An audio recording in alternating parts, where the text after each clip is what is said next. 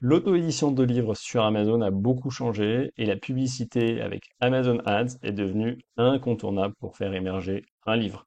Les Américains appellent cela le pay to play, c'est-à-dire qu'on ne peut plus espérer participer au jeu et faire des ventes sans payer de la publicité au lancement et même après. Dans cette vidéo, je vous partage 5 bonnes pratiques essentielles pour rendre vos campagnes rentables sur Amazon Advertising.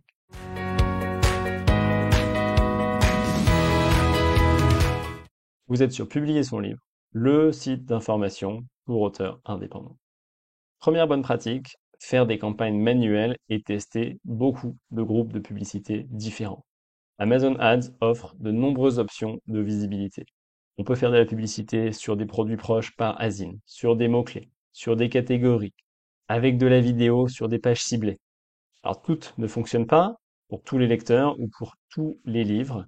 Il n'y a pas d'autre moyen que de tester des groupes d'annonces, tester différents formats. C'est la popularité ou l'impopularité d'un mot-clé que vous aurez choisi qui va ressortir à travers vos tests et qui aura du poids pour votre réflexion et vos futures décisions d'allouer un budget plus important sur telle ou telle stratégie. Il ne faut pas s'enfermer dans une campagne automatique qui ne vous apprendra rien sur vos lecteurs, sur ce qu'ils recherchent. Les campagnes automatiques peuvent avoir un bon ACoS, un ACoS en tout cas assez bas, mais en moyenne et d'expérience, les campagnes manuelles sont bien plus performantes. Donc testez différents ciblages, différents fonctionnements, différentes cibles au sein de vos groupes d'annonces. Deuxième bonne pratique, il faut adopter des stratégies selon les moments de vie de votre livre. Au lancement d'un livre, on peut se permettre de dépenser de l'argent dans des campagnes qui ne soient pas rentables. Ça permet d'acquérir des premiers lecteurs, donc des commentaires, des avis naturels sur le livre, et un bon classement dans la boutique livre ou Kindle d'Amazon. Il faut se donner un budget pour cela.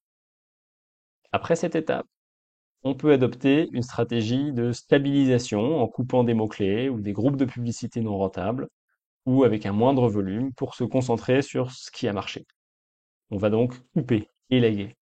Si votre livre est déjà publié et que vous démarrez les campagnes, on peut aussi adopter une stratégie de lancement qu'on peut appeler de relancement. Et il y a plusieurs autres stratégies qui vont dépendre du moment de vie de votre livre et de votre choix en termes de budget et de rentabilité souhaité. On les aborde notamment en détail dans les formations dédiées à la promotion et à la publicité sur Amazon, sur Publier son livre.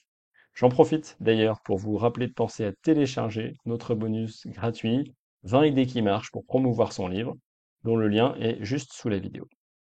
On passe à la troisième bonne pratique. Ne lancez pas de campagne tant que la page de vente de votre livre n'est pas complète. C'est du gâchis parce que votre page n'est pas assez convaincante et donc vous allez acheter des clics, des visiteurs qui vont pas être en capacité d'être totalement convaincus. Qu'est-ce que c'est qu'une page complète? C'est une page qui a au moins 5 commentaires de lecteurs, avec des détails sur leur retour d'expérience. Une page qui a un contenu A+, attirant, qui va occuper l'espace, qui va confirmer l'envie. Une page auteur qui renseigne sur vous en tant qu'auteur et ce que vous proposez au lecteur et qui s'affiche sur la page du livre. Et une description complète qui soit suffisamment longue, qui montre les bénéfices du livre, l'intérêt pour le lecteur. Sans ces éléments, vous allez payer pour des clics vers votre page de vente qui sera pas assez convaincante et donc qui convertira pas suffisamment. Alors, ce n'est pas forcément grave. Si vous souhaitez lancer une campagne dès le lancement, dès le jour du lancement, il n'y aura pas encore de commentaires de lecteurs, vous pouvez le faire si vous avez le budget pour cela, mais sachez simplement que l'optimisation la meilleure de la conversion de la campagne, c'est lorsque la page est complète, a les bons éléments. Quatrième bonne pratique, sachez interpréter les taux de clic et les taux d'impression. On regarde beaucoup la cause, il y a d'autres indicateurs qu'il faut suivre et qu'il faut savoir interpréter. Vous savez, Amazon est vraiment dans le même bateau que vous en tant qu'auteur et eux en tant que plateforme, ils veulent vendre comme vous. Donc l'algorithme va privilégier la pertinence d'une annonce vis-à-vis de l'audience, la capacité de l'audience à acheter tel livre plutôt que tel autre.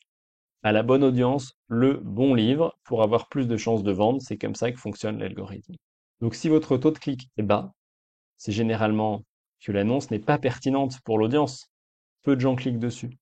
Ou que la couverture n'est pas assez attirante. Donc même si c'est bien ciblé, la couverture n'est pas attirante et les gens ne cliquent pas. À l'inverse, si votre taux d'impression est bas, c'est qu'en fait Amazon ne vous affiche pas. L'algorithme juge que votre livre est trop peu pertinent pour la cible visée.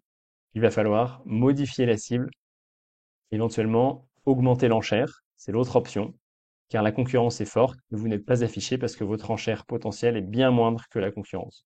Vous pouvez le vérifier par vous-même en simulant un parcours d'un internaute, en faisant des recherches par catégorie, par mots-clés ou sur des pages produits que vous avez ciblées pour vos publicités.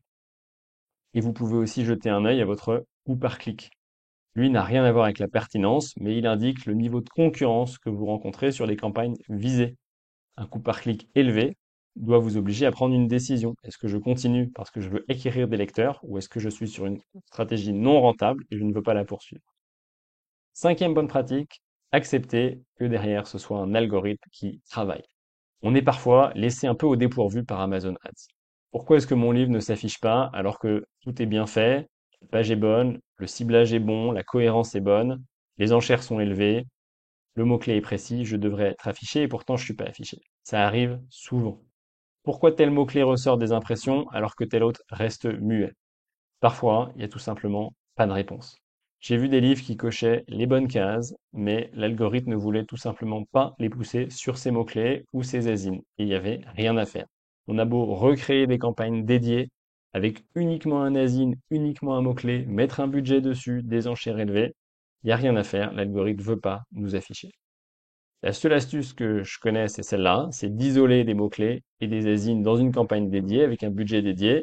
Ça permet de concentrer l'algorithme sur un seul sujet et pas diluer les possibilités. Et ça ne marche pas à tous les coups.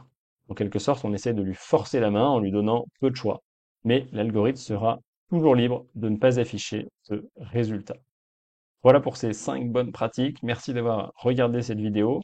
Sur notre site et dans le lien sous la vidéo, vous trouverez d'autres stratégies et conseils pour Amazon Ads. Et n'hésitez pas à nous écrire pour vos questions. On aime aussi construire avec les auteurs, échanger avec eux sur vos problématiques de publicité et de promotion de vos livres. À bientôt.